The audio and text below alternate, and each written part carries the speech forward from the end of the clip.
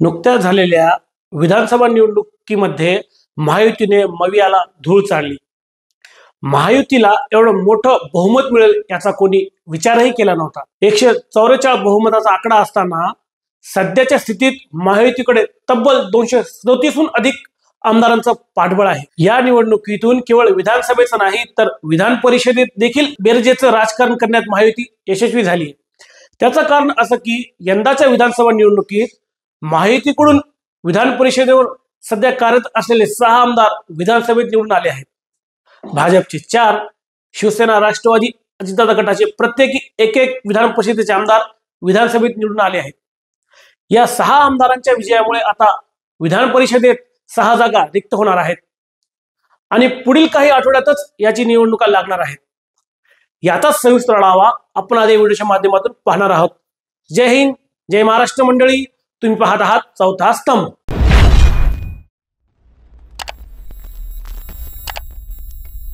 यामध्ये भाजपकडून प्रदेशाध्यक्ष बावनकुळे जे विधान परिषदेचे आमदार होते त्यांनी यंदा कामठी विधानसभा मतदारसंघातून निवडणूक जिंकली। तसेच गोपीचंद पडळकर यांनी सांगलीच्या जतमधून, रमेश कराड यांनी लातूर ग्रामीण मधून, तर मध्य नागपूर मधून प्रवीण दटके विजयी झाले। तसेच शिवसेना शिंदे गटाचे श्यामशा पाडवी अक्कलकुवा मधून, तर राष्ट्रवादी अजितदादा गटाचे राजेश विटेकर परभणीच्या पाथरी मतदारसंघातून विजयी झाले। त्यामुळे आता या 6 जागांवर महायुती कुणाला संधी देणार याकडे सर्वांचे लक्ष लागले आहे। आतापासूनच महायुतीतील काही नेत्यांनी आपल्या आमदारकीसाठी लॉबिंग करायला सुरुवात केली आहे। यातच काही नेत्यांची नावे सध्या समोर येत असून यांना विधान परिषदेची लॉटरी लागण्याचा अंदाज वर्तवला जातोय। यातच पहिलं नाव ते म्हणजे भाजपचे जगदीश मुळीक। जगदीश मुळीक हे 2014 साली पुण्याच्या वडगाव शिरी मतदारसंघातून भाजपचे आमदार होते। 2019 मध्ये काही मतांच्या फरकाने त्यांचा पराभव झाला। 2024 मध्ये वडगाव शिरी जागा राष्ट्रवादी अजितदादा गटाचे विद्यमान आमदार असल्या कारणाने दादा गटाला सुटली। यावेळी निवडणूक लढण्यासाठी मुळीक आणि त्यांच्या कार्यकर्ते समर्थकांनी मोठ्या प्रमाणात तयारी केली होती। मात्र अगदी शेवटच्या क्षणी देवेंद्र फडणवीस यांच्या शब्दाला मान देऊन मुळीक यांनी आपला अर्ज मागे घेतला आणि फडणवीसांनी मुळीकांना विधान परिषद घेण्याचा शब्द दिला।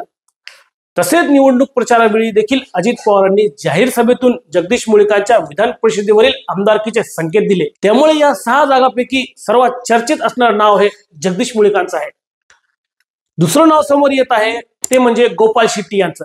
गोपाल शेट्टी हे पक्षातील जुने जाणते नेते असून बोरिवली मतदारसंघातून ते 2 वेळा आमदार, तर मुंबई उत्तर लोकसभा मतदारसंघातून 2 वेळा खासदार राहिले आहेत। 2024च्या लोकसभा निवडणुकीत केंद्रीय मंत्री असलेले पियुष गोयल यांच्यासाठी शेट्टी यांना आपला मतदारसंघ व आपली खासदारकी सोडावी लागली। तर विधानसभा निवडणुकीत देखील पूर्ण तयारी असताना देखील यांना पक्षाकडून तिकीट नाकारण्यात आलं आणि शेट्टींच्या ऐवजी संजय उपाध्याय यांना तिकीट देण्यात आलं। यानंतर शेट्टी नाराज झाले आणि आपला अपक्ष अर्ज दाखल केला।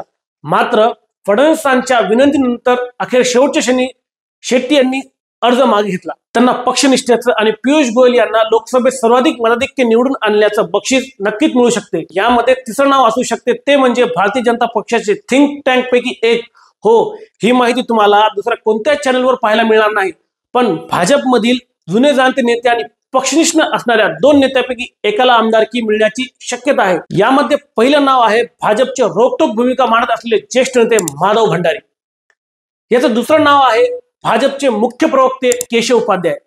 या दोघांपैकी एकाला आमदारकी तिकीट मिळण्याची शक्यता आहे। भाजपकडून 4थ्या नावाबाबत सस्पेन्स तयार करण्यात येत असून हे नाव भाजपच्या एखाद्या नेत्यात असू शकतं। मात्र अंदाज वर्तवण्यात येत आहे तो म्हणजे 4थं नाव दुसरं तिसरं कोणी नाही, मनसे अध्यक्ष राज ठाकरे यांचे चिरंजीव अमित ठाकरे यांचं। माहीम मतदारसंघातून अमित ठाकरे हे विधानसभा निवडणूक लढवत होते। त्यांच्या उमेदवारीला भाजपने देखील पाठिंबा दर्शवला, त्याचं काम करण्याचा कार्यकर्त्याचा आदेश दिला।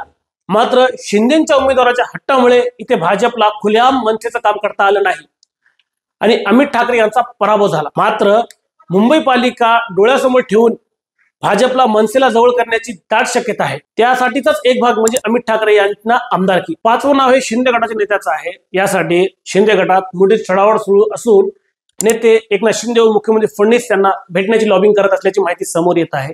यात सर्वात पहिलं नाव आहे ते म्हणजे काय झाडी काय डोंगर काय ते हॉटेल स्टाईल जगभरात फेमस करणारे शहाजी बापू पाटील। तर त्यात यामिनी जाधव, सदा सनवणकर व त्याचबरोबर शिंदे अल्पसंख्याक सेनाचे प्रदेशाध्यक्ष सईद खानूफ गब्बर यांचे नाव चर्चेत आहे, कारण शिंदेकडून एखाद्या अल्पसंख्याकाला विधान परिषद घेण्याची दाट शक्यता आहे. अजितदादा गटाचे राजेश विटेकर हे परभणी जिल्ह्यातील पाथरी विधानसभा मतदारसंघातून निवडून आले. त्यांच्या रिक्त जागेवर येणाऱ्या पालिका निवडणुका डोळ्यासमोर ठेवून परभणी जिल्ह्यातील व मराठवाड्यातील एखाद्या अल्पसंख्याक माणसाला अजितदादा विधान परिषदेत घेऊ शकतात. तसेच अल्पसंख्याक समुदायाला कायम सोबत ठेवण्यासाठी अजितदादा गट बाबाजान दुर्राणी यांना उमेदवार देण्याची शक्यता वर्तवण्यात येत आहे. कारण येणारा काळ हा पालिका निवडणुका, जिल्हा परिषद याच्या दृष्टीनं बाबाजान दुर्राणी यांचं परभणी मतदारसंघात एक चांगलंच वजन आहे. पुढील काळात विधान परिषदेची माळ कोणाच्या गळ्यात पडणार हे पाहणं महत्वाचं असणार आहे. तोपर्यंत पाहत रहा चौथा स्तंभ.